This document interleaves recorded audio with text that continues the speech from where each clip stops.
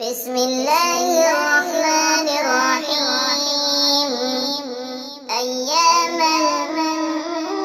معدودات، فمن كان منكم مريضا أو على سفر فعدة من أيام أخر، وعلى الذين يطيقونه فدية طعام مسكين، فمن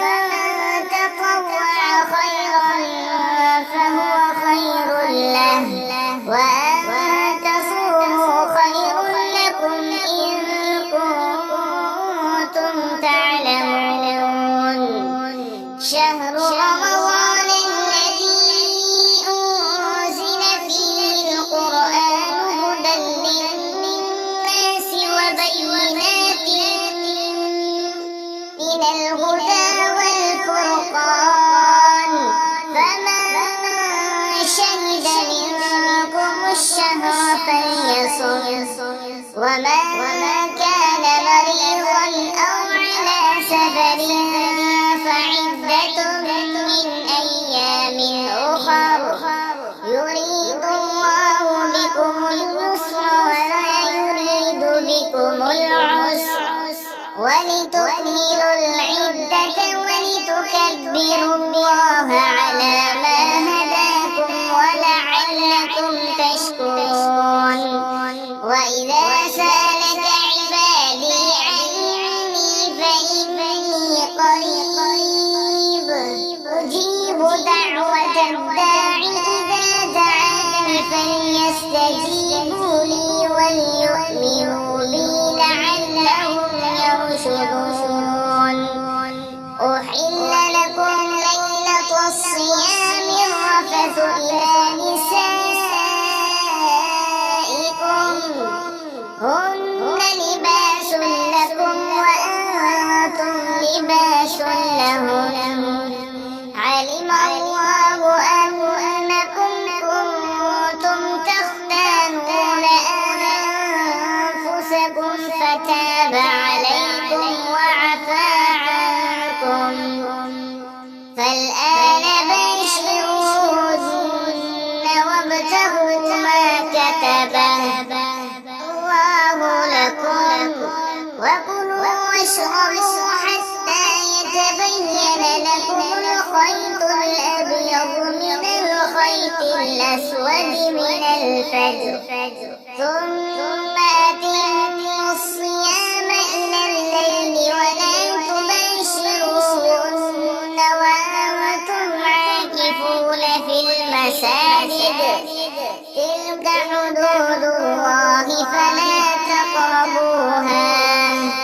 كذلك يبين الله آياته للناس لعلهم يتقون. ولا تأكلوا أموالكم بينكم بالباطل وتدلوا بها إلى الحكام لتأكلوا فريقا من أموال الناس بالإثم وأنتم تعلمون. يسألونك عن الأهلة، قل هي مواقيت للناس والحج، وليس البر بأن تأتوا البيوت من ظهورها ولكن البر من اتقى، وأتوا البيوت من أبوابها واتقوا الله لعلكم تفلحون. وقاتلوا في سبيل الله الذين يقاتلونكم ولا تعتدوا، إن الله لا يحب المعتدين. واقتلوهم حيث ثقفتموهم وأخرجوهم من حيث أخرجوكم، والفتنة أشد من القتل، ولا تقاتلوهم عند المسجد الحرام حتى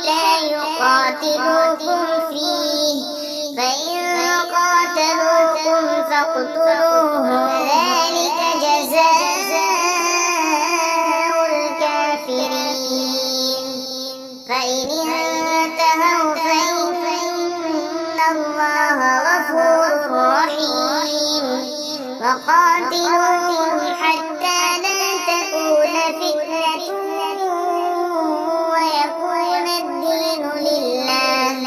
فإن انتهوا فلا عدوان إلا على الظالمين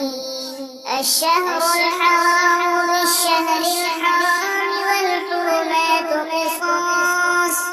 فمن اعتدى عليكم فاعتدوا عليه بمثل ما اعتدى عليكم واتقوا الله واعلموا أن الله مع المتقين وأنفقوا في سبيل الله ولا تلقوا بأيديكم إلى التهلكة وأحسنوا إن الله يحب المحسنين وأتموا الحج والعمرة لله فإن أحصرتم فما استيسر من الهدي ولا تحلقوا رؤوسكم حتى يبلغ الهدي محله فمن كان منكم مريضا أو به أذى من رأسه ففدية من صيام أو صدقة أو نسك فإذا أمنتم فمن تمتع بالعمرة إلى الحج فما استيسر من الهدي فمن لم يجد فصيام 3 أيام في الحج و7 إذا رجعتم تلك 10 كاملة ذلك لمن لم يكن أهله حاضر المسجد الحرام واتقوا الله واعلموا أن الله شديد العقاب الحج أشهر معلومات فمن فرض فيهن الحج فلا رفث ولا فسوق ولا جدال في الحج وما تفعلوا من خير يعلمه الله وتزودوا فإن خير الزاد التقوى واتقون يا أولي الألباب ليس عليكم جناح أن تبتغوا فضلا من ربكم إذا أفضتم من عرفات فاذكروا الله عند المشعر الحرام واذكروه كما هداكم وإن كنتم من قبله لمن الضالين ثم أفيضوا من حيث أفاض الناس واستغفروا الله إن الله غفور رحيم فإذا قضيتم مناسككم فاذكروا الله كذكركم آباءكم أو أشد ذكرا فمن الناس من يقول ربنا